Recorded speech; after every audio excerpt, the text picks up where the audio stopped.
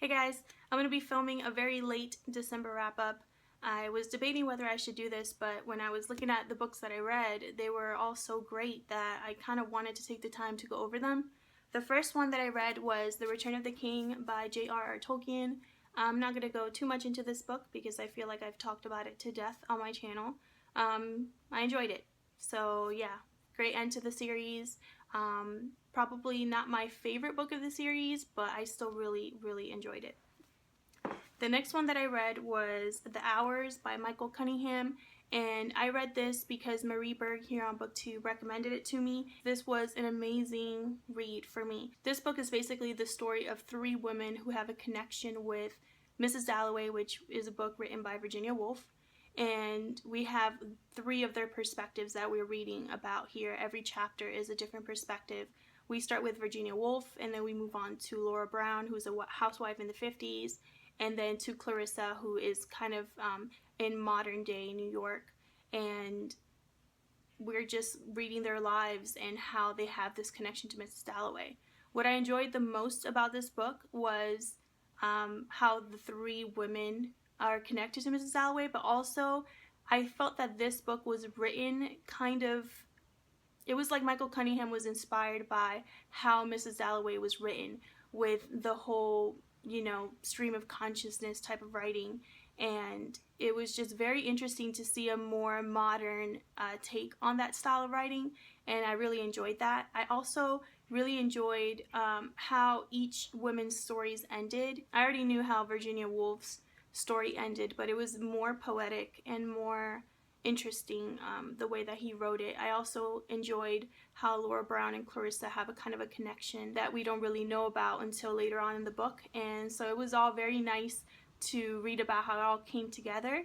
And yeah, I really enjoyed this. Really happy that Marie recommended it to me and that I finally picked it up. It makes me want to watch the movie again just to see, because it's been years since I watched the movie and I couldn't remember really any of it while I was reading this book. So I'm thinking I'm going to do that really soon. But yeah, I really enjoyed this, and I really want to read more by Michael Cunningham because the writing in this book is just stunning. The next book that I read was Girl Interrupted by Susanna Kaysen. This is a memoir, and the movie was based off of this memoir. I thought this was super illuminating and terrifying. Susanna Kaysen was admitted to this institution without really wanting to go, and she ended up being there for 2 years. And apparently that was really common back in the 1960s. She had a borderline personality disorder. Her doctor kind of just didn't really understand what that meant and thought she was just needing to go to an institution to be corrected. And this is basically the story of her 2 years at this institution, the people that she meets, and what she learns along the way. I thought Susanna's personal story was very interesting, but I found myself drawn to the characters in the background. Obviously, we know Lisa, who in the movie is played by Angelina Jolie, and Lisa is a sociopath, so she's obviously a very interesting character. The little things that she does to rile the nurses up and just make things a little more interesting was very fun to read about. There's also some other characters that make it to the movie that have a little more depth in the book, and I really enjoyed reading that about them as well. I also really enjoyed that Susanna kind of put in little, I don't know how to explain it. They look like hospital paperwork. I'm going to try to see, yeah. It looks kind of like, it was handwritten, different things. This is a patient nurse report. She also had like notes that she included. I don't know if these are 100% real. I don't know if she, asked for her medical records and these were exactly the ones, but I thought it was very interesting to see how they would describe situations and, diagnosing a patient, how they would talk about it. She also has a chapter where she discusses borderline personality disorder in a very scientific way, and so you learn a lot about the disorder and what the common symptoms are and all of those things. I thought that it was refreshing because it felt like Susanna is very self-aware and didn't want to hold back with this memoir. I highly recommend that you pick this up if you've seen the movie and you enjoyed it. You'll recognize a lot of characters in here and a lot of different events. Most of it, though, is not in the movie, so I still recommend that you pick it up. I also learned a lot about borderline personality disorder and about how young women were viewed back in the 1960s. I really thought it was a refreshing memoir. It's also very short, so I highly recommend that you pick it up. I really did enjoy it. The next two things that I read, I borrowed from the library and I already returned, so I don't have a physical copy with me. The first was Mouse Volume 1, which is a graphic memoir. I buddy read this with Elena from Elena Reads Books, and we both had a very similar viewpoint on this graphic memoir. I know there are 2 volumes, and in my opinion, I believe I would have enjoyed it a lot more if both volumes were in one. I don't know what it was about this graphic memoir that just didn't connect with us, but I don't know, I wanted more from the memoir. I knew going into it that the memoir was drawn in a way where you had cats and mouse and or cats and mice, and I thought that was going to be developed in the graphic memoir or explained or used, but it really isn't. They're just drawn that way, and that's how it is, and you don't really know.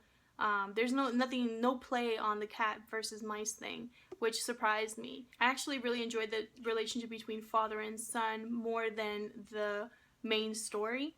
I thought their interactions were endearing. I loved his father's personality. He really came to life in this memoir, and having him tell the story really made it special. But in the end, like I said, I just did not connect with it. I wanted more from it, and I didn't get it. And I ended up giving it 3 stars because it's still a good memoir. I should know. I don't know. I almost feel horrible saying it because it's a memoir about the Holocaust. Like, you know, it's obviously going to be gripping and terrifying and just horrible, but I just did not, I don't know what it was about it that I did not connect with. I thought it was okay. I wish it would have been great, and it just wasn't for me. The next one that I read was A Christmas Carol. It was an illustrated version, and this was a very short, abridged version of The Christmas Carol. I've already read The Christmas Carol, I think twice, so I didn't want to read it one more time. I kind of wanted to look at pretty pictures and just get the message from the story, you know, and read it around Christmas time. I actually read it on Christmas Eve and Christmas Day, so it was really nice to have that. It was just a very, very well illustrated version of the story that most of us already know. The next thing I read was Finding Manana by Mirta Ojito, and this is a memoir of her family living in Cuba and migrating over to the United States. I have I don't want to say love-hate relationship, but I have a lot of pros and cons with this memoir. The pros is that it's beautifully written. Mirta Ojito is actually a reporter, and she does go into a lot of detail about her childhood, about the way of life in Cuba back in the 1960s and 70s, how her family were dreaming about moving to the United States for most of their lives there, and how they end up finally making it to the United States. And I really enjoyed how she wrote it and how we got that perspective of life in Cuba. I didn't know about most of the things that she wrote about here. I learned a lot about Cubans and the Cuban way of life, politics in Cuba at that time, and how Cubans viewed the United States.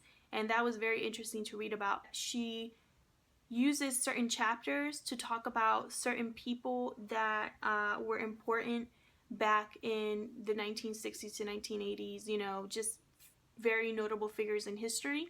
And she goes into a lot of detail about them, and it almost reads like a non-fiction historical account, and I'm not really interested in that. I don't want to say I'm not really interested in it. I am interested in it, but I would like to read it in a separate book. Like, I wish she would have taken all of those chapters, and there's a lot of them, maybe 8, and just put them in a separate book, because it kind of disconnected me from her story. They were very interesting characters, but I wanted to read more about her experiences in her life. So yeah, that's why I have kind of a love-hate relationship with it, because it kind of, I felt like I was putting the brakes on her story to then read about someone that I didn't really want to read about at that time, and then going back into her story and then putting the brakes once again. And it was just kind of like, I don't know, I really wish she would have separated the two. So yeah, I enjoyed it. I recommend that you pick it up. It just was not my favorite,